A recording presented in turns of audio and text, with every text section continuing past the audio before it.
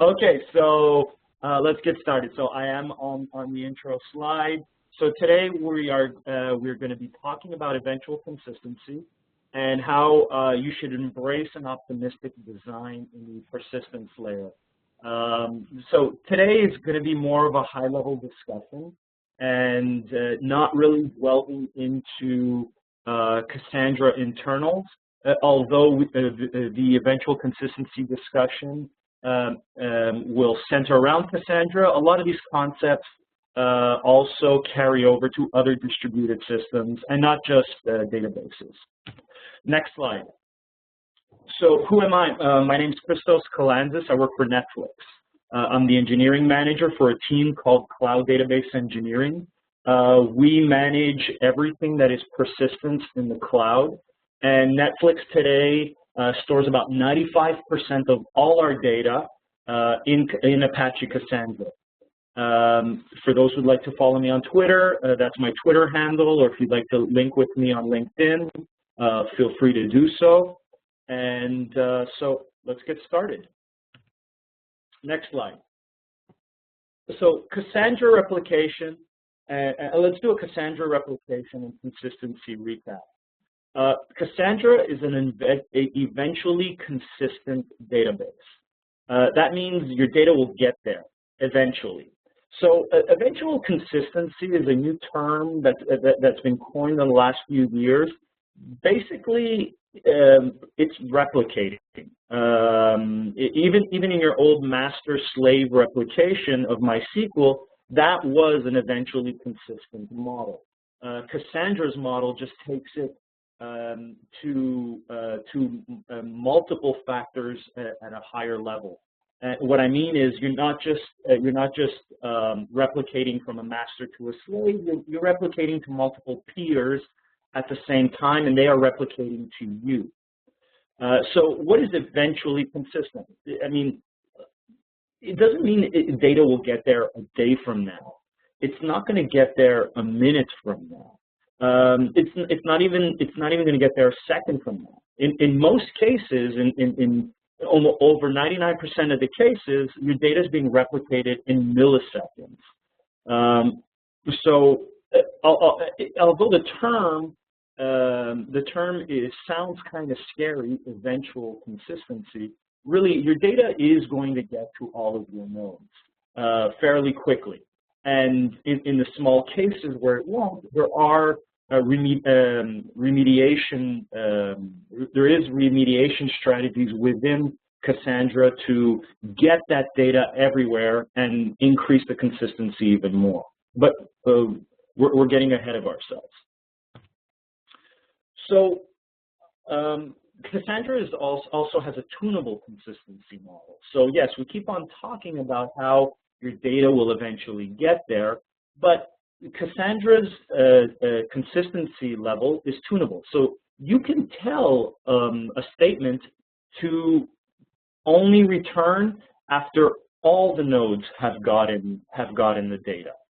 So in the case of a replication factor of 3, so every write you want it to be to 3 different locations, you can say, hey, only return when it all comes back. Well, that's a no-no in distributed computing.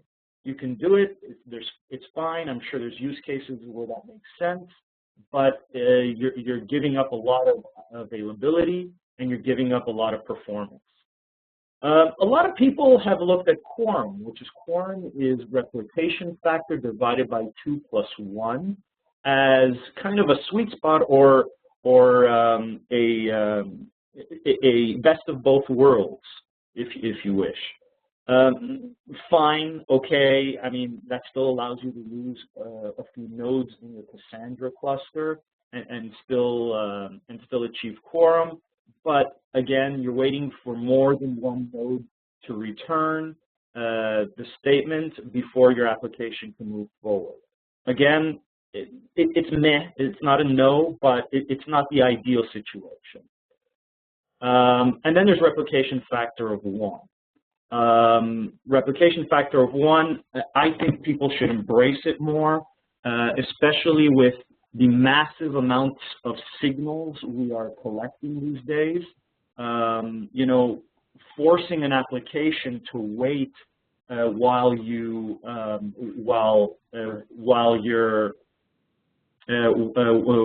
waiting for your database to write to more than one node seems a little excessive, and we'll talk more about that in a little bit.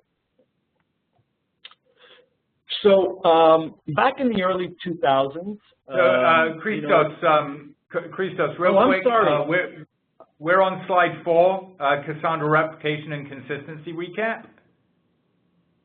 Let's go forward one slide. Perfect. Remember when? Yes. Okay. Thank you.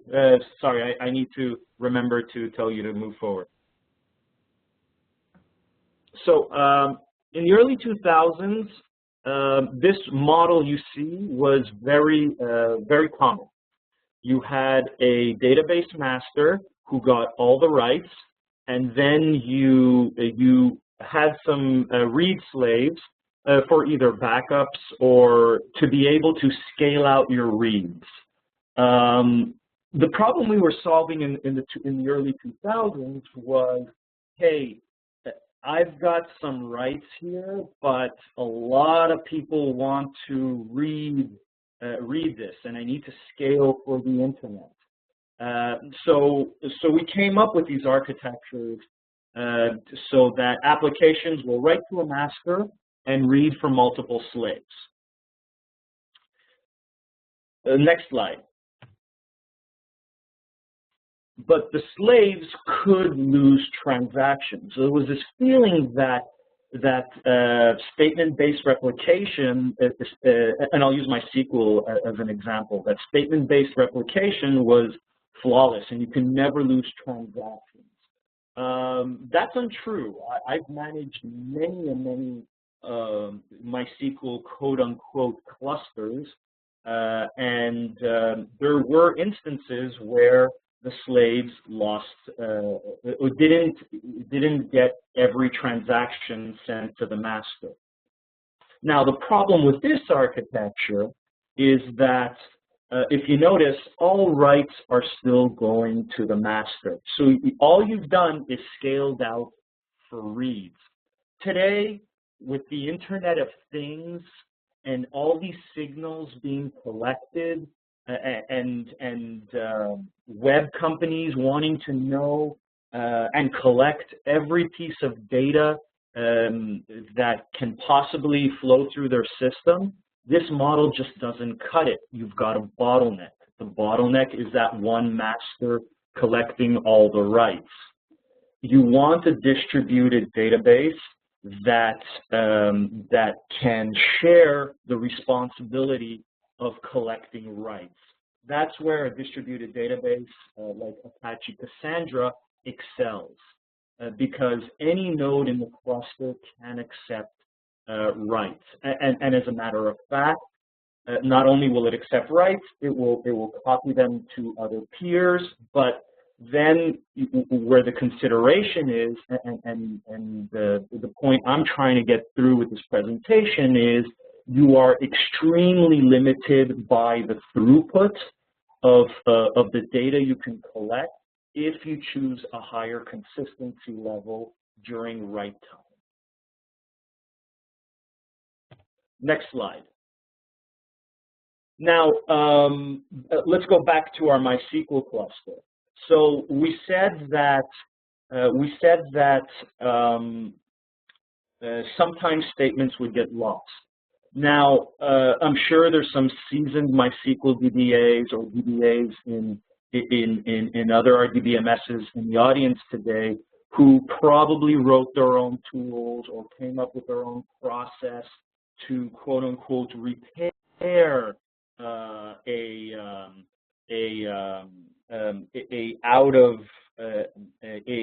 inconsistent slave from a master.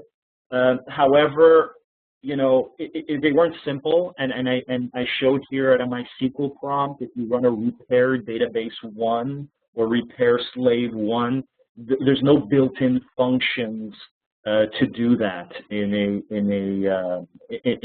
the existing RDBMSs out there. Next slide. And just to recap, Cassandra and other distributed databases do, well, let's talk about Cassandra. Cassandra does have a repair function. So, Christian, just to confirm, we're still at Remember When with a bunch of logos? Yes, that is correct, Christos. We are keeping up. Actually, one of the audience participants said that these slides will be eventually consistent, and I love that with yours. Great, fantastic. So, so it's interesting. I mean, that pattern, like I said, was trusted. It worked great. I mean, companies were using it, and you know, their sites were up with a little more effort, but it worked, and it still works for a lot of companies. Facebook is a huge MySQL user with that master-slave model, and it's working for them. They're starting to use more and more distributed databases, but the core functionality is still running on MySQL. iStock Photos, Zappos, YouSendIt now called Hightail, Symantec.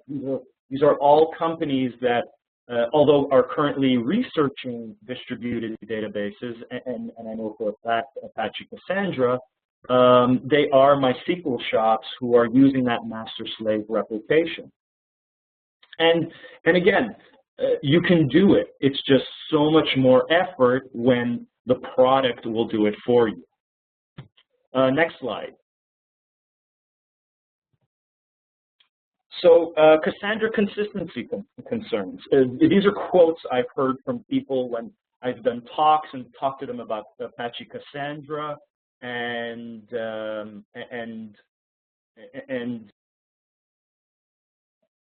one quote said, "I want high consistency in my reads, writes, just like I had in my RDBMS setup." Well, I just showed you that that not only can you lose, I just showed that not only is the master and the slave not necessarily 100% consistent, because there is a lag from when the master transaction gets sent to the slave. Sometimes also statements don't get there. I remember working at a previous company where we would write to a master and then read from a slave, but then we had to introduce a sleep between the write and the read, because again, it wasn't fully consistent between that master and that slave, because it eventually had to replicate, and higher the amount of write throughput was, bigger that sleep had to be. So, I mean, if you're going to scale for the web, you can't assume an extremely high consistency level in your writes and your reads, especially if you're trying to scale out with a master-slave architecture. I want my DB to catch integrity issues. If any of this audience has ever worked with Rails or other MVC frameworks where you model the code in your model is then translated into SQL statements to then run on your RDBMS, you'll notice they never create foreign keys. We've been turning off foreign keys for years. Why? Because every time you write to a child table in the foreign key, and there's a foreign key constraint linking it to a parent table, it's always doing two reads to make sure that the parent ID exists. That increases latency. So DBAs have been turning foreign keys off for years now to try and eke out more performance out of their database. And the next question is, can I trust that Cassandra will replicate my data when writing at CL1? Well, okay, so let's address that last one. Next slide. So Netflix did an experiment. This is about a year ago, and this was on Cassandra 1.17. We created two 48-node clusters in 2 data centers. And we put load on this Cassandra ring. We put 100,000 total operations per second, 50,000 in each data center. And then I wrote a million records I knew of, at a consistency level of 1 in the first data center. Then I read those same million records at consistency level 1 in the other data center. All in this particular test, all the records were read successfully. So, I mean, that means you can trust it. Next slide. So, next slide shows a graphical representation of the experiment. So, you have 48 nodes in each data center. I was sending 50,000 operations per second on each side just to show that there's load on the cluster. And on the right-hand cluster, I wrote a million records, and then in the left-hand cluster, I read back all those million records. Now, your mileage will vary. This was ideal conditions, but the point I'm trying to make here is it's not hopeful. I mean, almost all your writes will make it to the other side. Next slide. So all this brings us to, should you be designing optimistically or pessimistically? If you design pessimistically and assume everything should get there and I should cover every single edge case, well, you're going to punish 99.9% of your users. And what do I mean by that? Yes, things will go wrong. Let's say 0.1% of statements, or things will go wrong 0.1% of the time. But do you really want to punish the rest of your customers for the rest of your 99.9% of your customers? If you increase the consistency layer, you're increasing your latency, and you're diminishing that user experience, which today is the most important thing. And I'll give you an example. I use this example quite often. Let's say you're on the Netflix site and you just added a movie to your list or the instant queue. It used to be called the instant queue. It's called My List now. 99% of the time, you're going to see it as you know. You're going to add it, then you're going to look at your list and you'll see your movie there. Maybe 1%, and I'm being quite conservative here, quite liberal with this. 1% of the time, you're not going to see that movie. But when you refresh, it will be there. Is a customer going to leave Netflix because of that? I would argue no. And so we've embraced eventual consistency.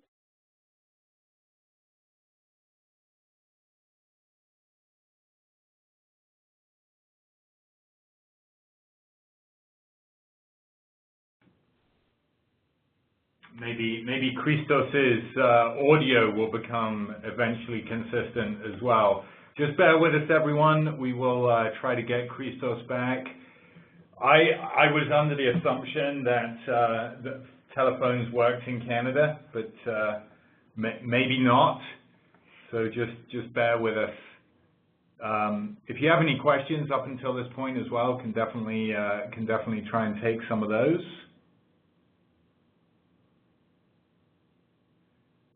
So we will share these slides. Oh, we just got a question. How can we get the slides you're sharing?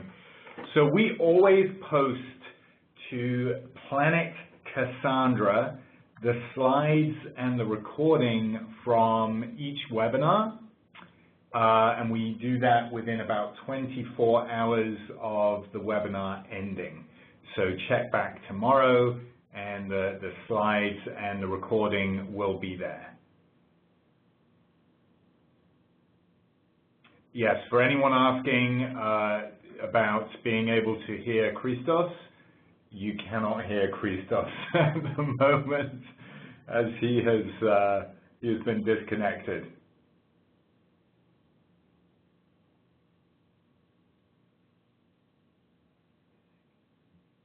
Christos, are you back? You back in? We're seeing you.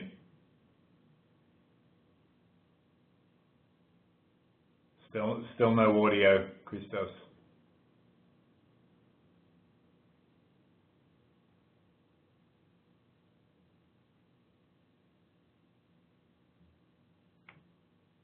Hi, Christos. Can you hear us again?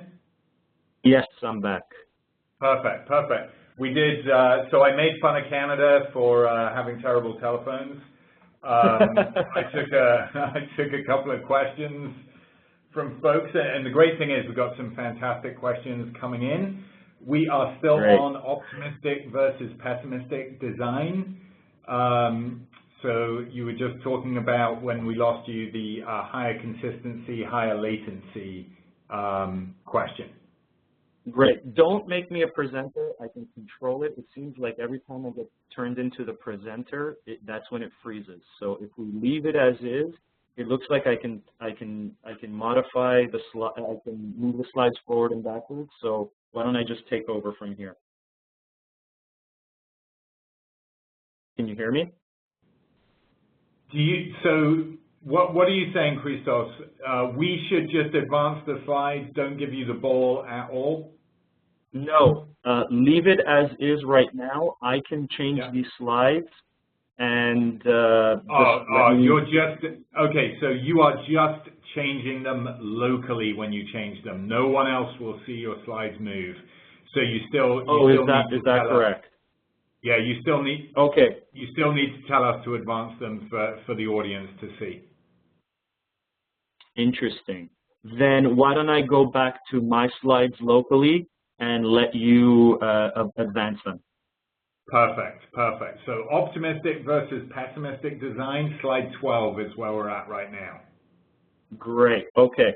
So let's stay on that slide. So higher consistency is higher latency. Just remember that yes, you can design pessimistically, but really you're just penalizing the majority of your customers for those edge cases where something might go wrong, and you're just diminishing the user experience. Next slide. In an optimistic design, you're trusting your data store. You know your business and your application.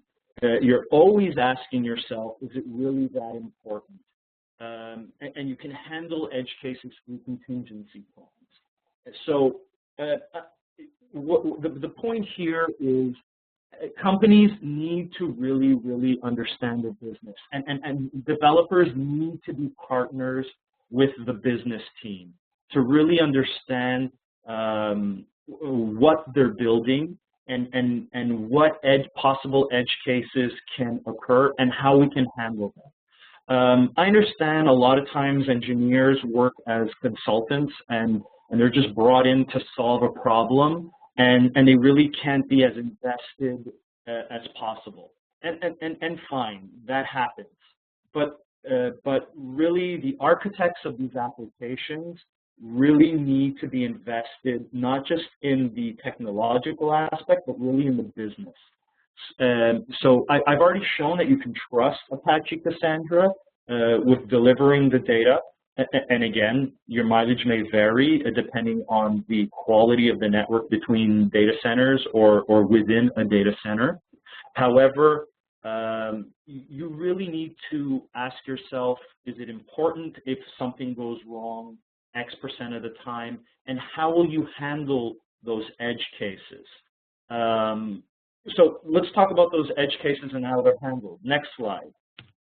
So a low consistency example 1, retail. What I hear quite often is, I'm in retail. I have to be consistent. My inventory system, I mean, I can't sell widgets I don't have. I'll be a laughing stock. Well, I believe there's 2 examples there, Amazon and Outlook. I usually use Amazon as an example for this. But just this week, my wife bought something on Outlook that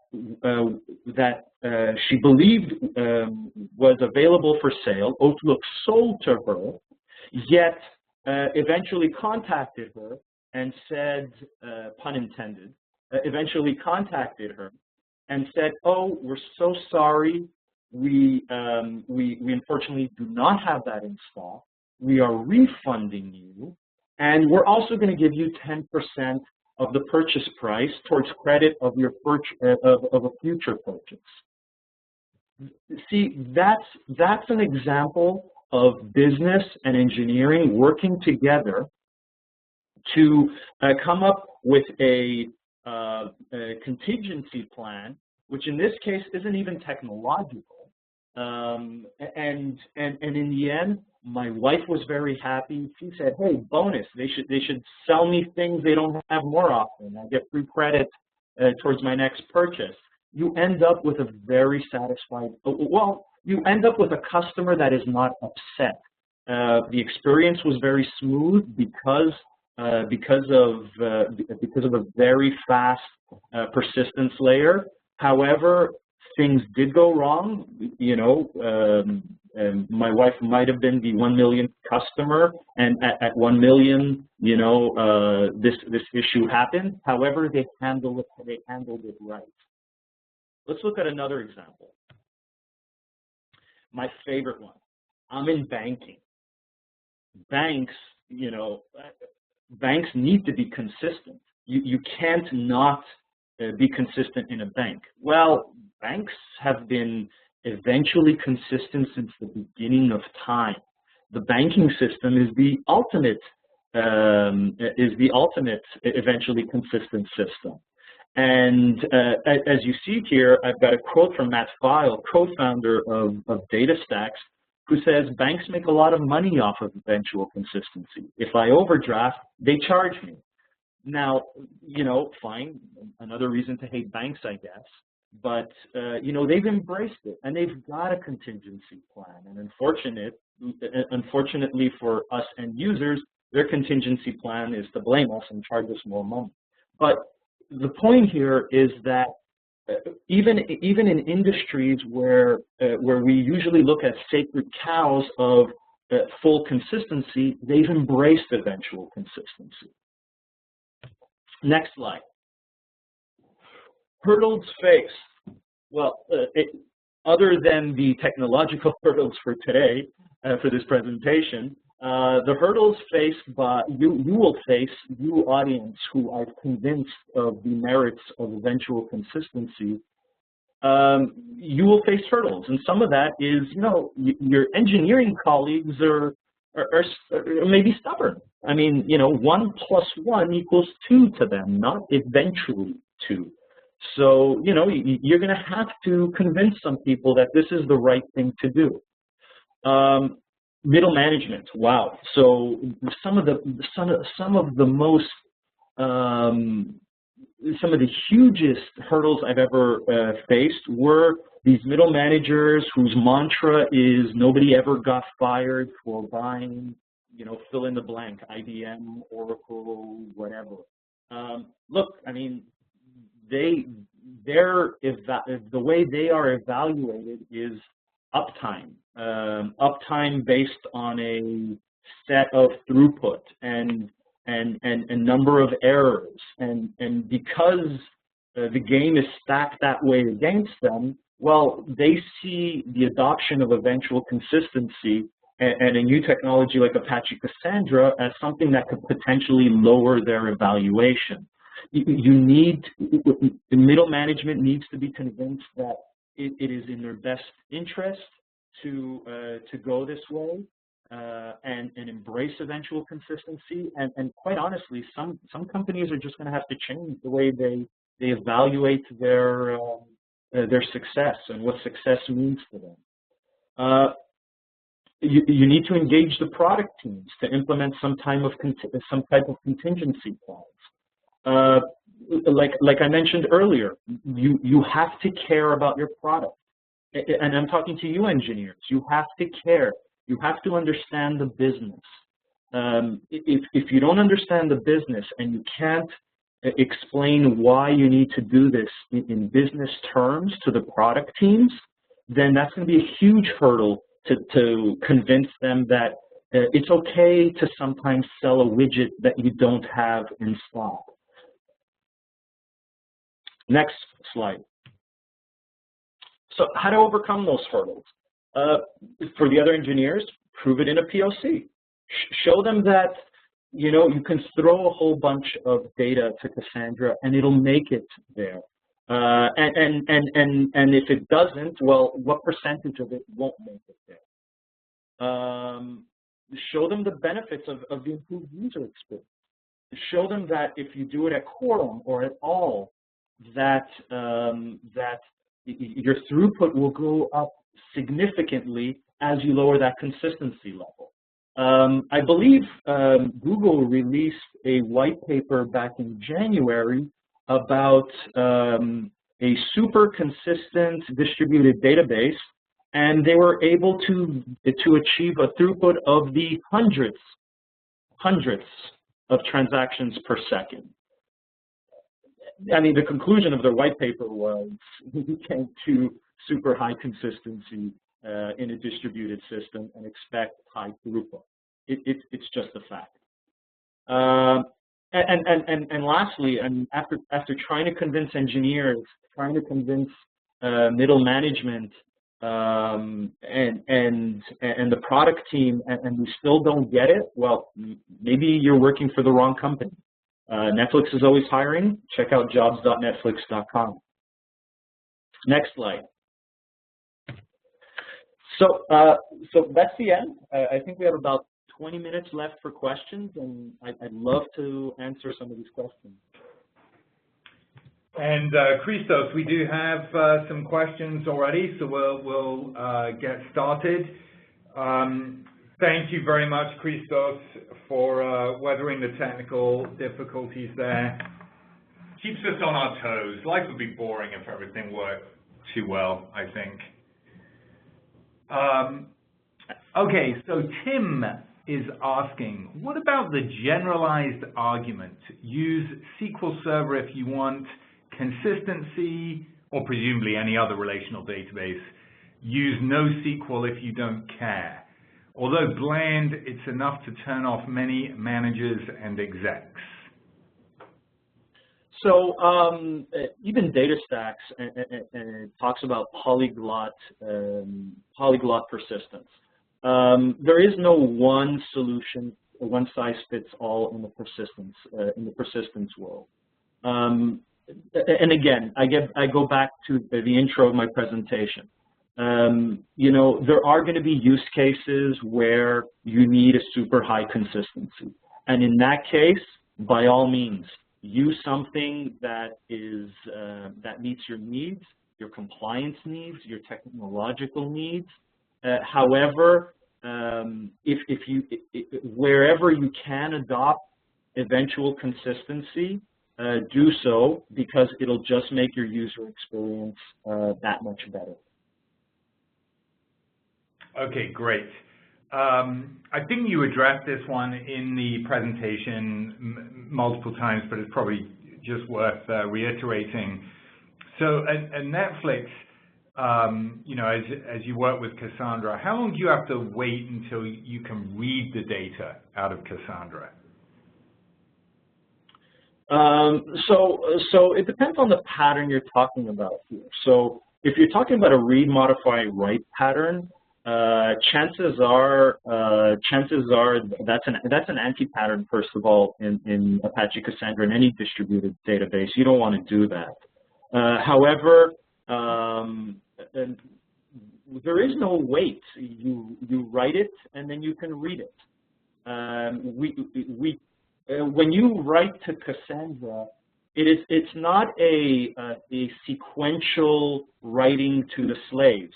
It is going to all nodes of the replica set at the same time. The only difference is at a lower consistency level, the coordinator is waiting for fewer nodes to confirm the receipt of the write before it returns the statement to the application layer. So in essence, all the nodes got them at the same time. There is just one node or two nodes that responded quicker than the other nodes. By the time your app gets that okay, that success right, and goes back, the data will be there. Okay, great. Jaga asks, consistency across AWS availability regions. Example, servers in the US and Europe. Can you talk about that? Absolutely. So when I talk data centers in the AWS world, and for those who don't know, Netflix runs all their Cassandra clusters in AWS across zones and across regions. We do replicate our clusters across multiple regions, and it's also the nature of our business where, you know, so the data will take let's say 50 milliseconds to replicate from US East to EU West. However, remember that a user writing in EU who geographically is hitting API servers in the EU is never going to go across the pond to read his or her record. So I'm still within the active records for that user are still within the same region. Now, if that user was to do something, get on a plane, travel across the Atlantic, and then try and read, let's say, their list, their movie list, I have extremely high confidence the data has replicated over by then. John asks, does the data reside in memory on the cluster or on disk storage? Oh, okay. So this is more a Cassandra internals question.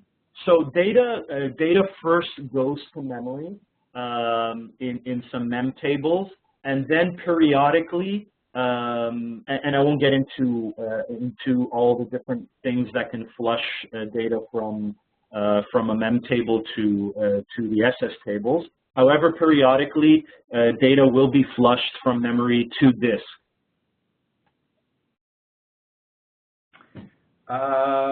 Dimitri asked a couple of questions here. How many nodes do you run? What's the data size of a single node? Are you using any DataStax Enterprise features? Those are all Dimitri questions. Maybe you can group those together. Absolutely. So yes, we currently are in the final stages of our upgrade from 117 to DataStax Enterprise 325, which is, I believe, is Cassandra 1.2. something underneath. So yes, we are running DataStax Enterprise. We have 2,500 plus nodes in production across about 100 Cassandra clusters. The average size, and I'll even give you more info, Dimitri. Our average size cluster is 12 to 24 nodes, and our biggest cluster is 288 nodes, and our smallest cluster is a 3-node cluster. From data center replication, we do anything from one single data center or AWS region to as many as 4 AWS regions or data centers. Great. This next one is like a three-parter too. So Jeremy asks, on a write, does Cassandra know once the data has been fully replicated? Once data is confirmed to be consistent, does a read of that same data with CL Coram still need to read it more times? And then third part, doesn't Cassandra know if the data is consistent? Or does Cassandra know if the data is consistent? So let me answer the first one. At any one time, Cassandra does not know that the data is consistent. Everything is best effort, and so that answers that part of it. So there's no like master state somewhere keeping track of if records are consistent and available in every replica set. Christian, can you repeat part one? On a write, does Cassandra know once the data has been fully replicated? Great. So every write to Cassandra is also passed a replication factor.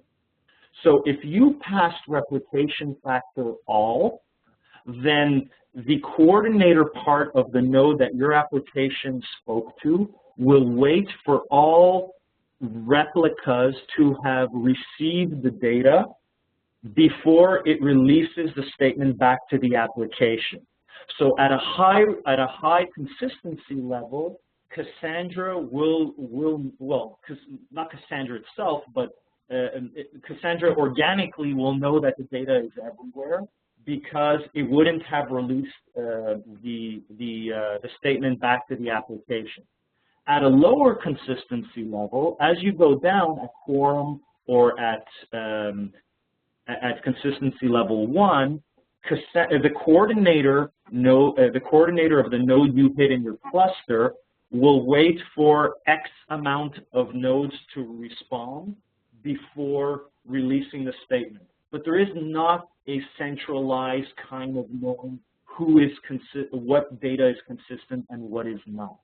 Now, what there is then is a tool called Repair, which it will then go and analyze data in a node and who its replicas should be and see, hey, I've got this record. Do you have that? I'm oversimplifying this, of course. Hey, given record A, hey, all you people who should have a copy of this, do you have it? Yes. Is the one I have the latest one? No, it's not. Oh, you have the latest one? Then it'll copy the latest one to all the 3 members of the replica set. That is how Cassandra eventually gets things consistent across the board if data was lost during normal replication, during a normal write. Great. Here we go. We have a specific argument in our business. We need information available to customers as close to real time as possible. Other vendors have stated this can't be done with a NoSQL solution due to eventual consistency. So I'm not sure there, maybe we're mixing and matching real time versus consistency, but maybe you can talk a little bit about that. And then the other thing I was thinking, Christos, is it worth talking about lightweight transactions in 2.0, for example? I'm not an expert in the lightweight transactions available in 2.0, so I don't want to venture into that. I'm sure you probably have other webinars we can point people to. Probably yep. Patrick McFadden talk, who can. Yeah, there's a great blog post actually on datastacks.com about lightweight transactions. So yes, no problem on that. But let's talk about this information available to customers as close to real time as possible, because at Netflix, obviously, you know, you're striving for that. Absolutely. Now,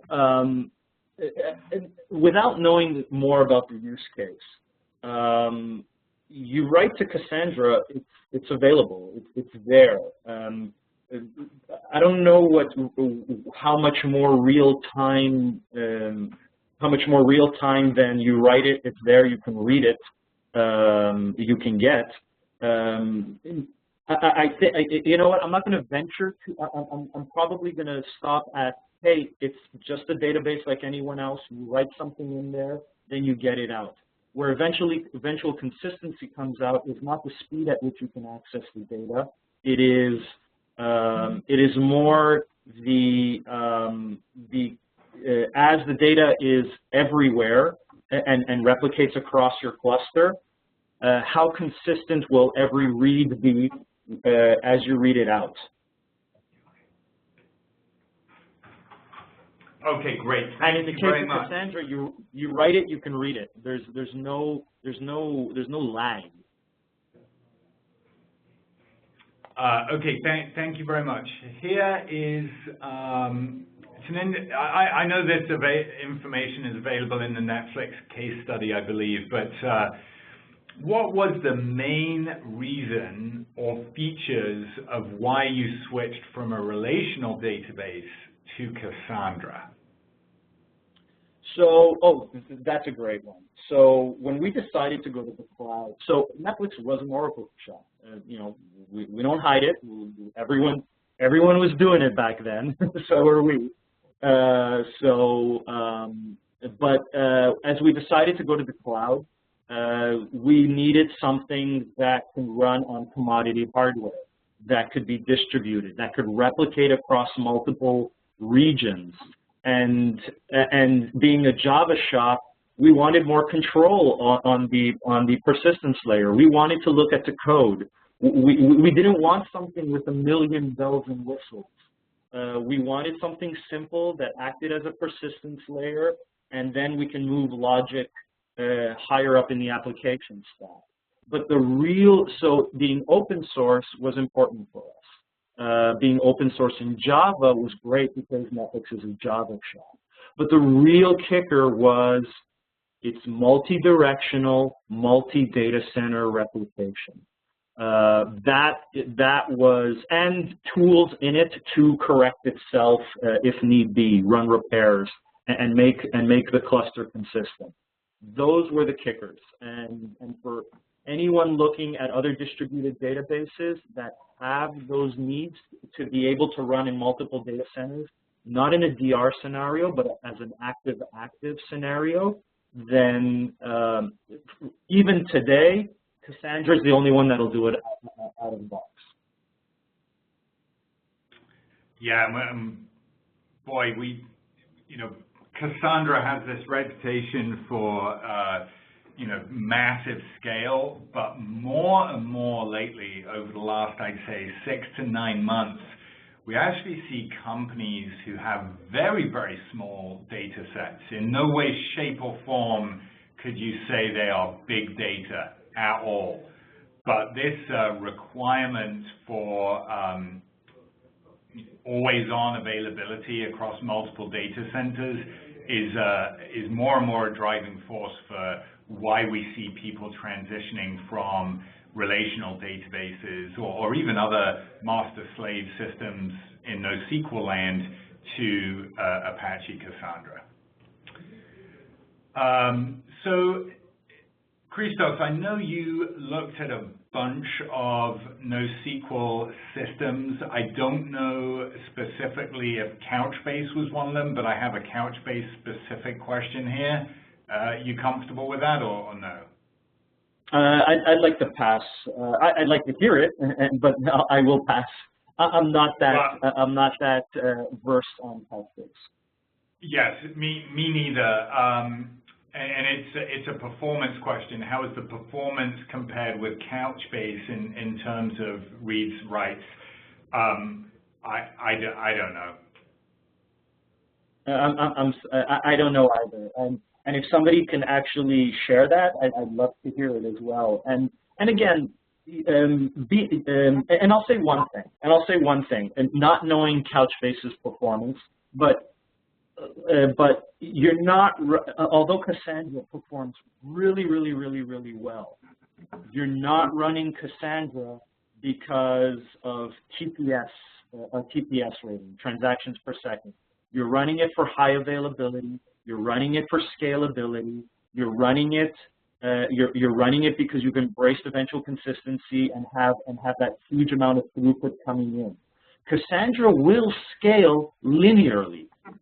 We have shown there are articles on Netflix's tech blog showing how Cassandra scales linearly. So comparing one node of Cassandra with one node of Couchbase, or a 3-node Couchbase and a 3-node Cassandra, really, you're still not comparing apples to apples at this point. You're doing yourself a disservice if you look at it from that way, because you can just scale out a Cassandra cluster and achieve any speeds you require. Great. Hari actually has just written in that write availability apparently is better in Cassandra than Couchbase, but yeah, no numbers. I think for everyone, Christos's point is one that should be made again, and that is really NoSQL vendors are not making this easy on you. The term NoSQL is not a good one because these systems are not all created equally. So really understand your use case and pick the solution that best matches that, because different systems have different strengths and different weaknesses. Oh, Hari is, maybe we can copy and paste these page and make them public. He's got loads of data, so we'll share that. Great. Thank you, Hari. Great. Thank you, Hari. So Mark is asking, can I use SQL with Cassandra? Christos, I don't know what Netflix experience is with CQL is, but maybe you could just address that a little bit. So one of the major things that kind of stopped Cassandra's adoption in the early days was the API, the Dev API. I mean, ops guys were sold on it. There was no doubt operationally it was the better database. However, developers kind of didn't like it that much. You had to write to the Thrift protocol. It wasn't intuitive. It wasn't like SQL. So that's why other NoSQL databases like Mongo, who had a much cleaner API, you know, won the hearts and minds of developers early on. So that's where the Apache Cassandra community said, hey, we need to address this. And CQL came along. Now you can create tables, query tables, and use a lot of the SQL syntax knowledge you're familiar with today with Cassandra using the CQL interface. Now, of course, there's still no joins. There's still you can't do everything you could do before, but it becomes now a lot more familiar and a lot more usable, immediately usable, and with less of a learning curve than it was, say, just 2 years ago. Okay, great. Unfortunately, everyone, we are top of the hour, and so we have no time for more questions. But Christos, please know there are loads more questions available. You know, maybe we can send them to you. Maybe you read through them. Maybe there's a blog post or two in it. But please follow Christos on Twitter. Incredibly knowledgeable about Cassandra and obviously its implementation at Netflix. If you want to carry on your Cassandra training, some of the questions we got today are from you know, people new to Cassandra. We do have a free online training course available, and the link is on your screen right now. And then please join us for our next webinar, which is building apps on Python with the Cassandra Python driver. Eddie Satterley, also a great proponent of the Cassandra community. So Christos, we'll let you get back to your vacation. Have a fantastic lunch in Montreal. I've got a couple of announcements, actually. Oh, announce away. Recruit away, announce away. No, not a recruitment. I already did my I already plugged that. May 14th, if you are in the Bay Area, the next DataStax Cassandra meetup, the South Bay Cassandra meetup, will be at Netflix. And Rupa will be talking, we had a question before about replication across multiple AWS regions. Her topic is going to be how we achieved active-active across 2, 3, 4 data centers using Apache Cassandra. So for those in the area, please, we will be recording it, so we will be making it available to the whole community. Also, if you are in Montreal, I will be speaking Tuesday the 29th at the RPM Center on Guy Street at 6:30 p.m. It won't be this presentation. It'll be a very specific how does Netflix use Cassandra kind of presentation. And for people who want to talk more tech, that one might be interesting for you as well. And that's it. That's all my announcements. Okay, well, thank you very much, Christos. We'll see you at the meetup, and enjoy the rest of your vacation. Thank you very much. Bye, everyone.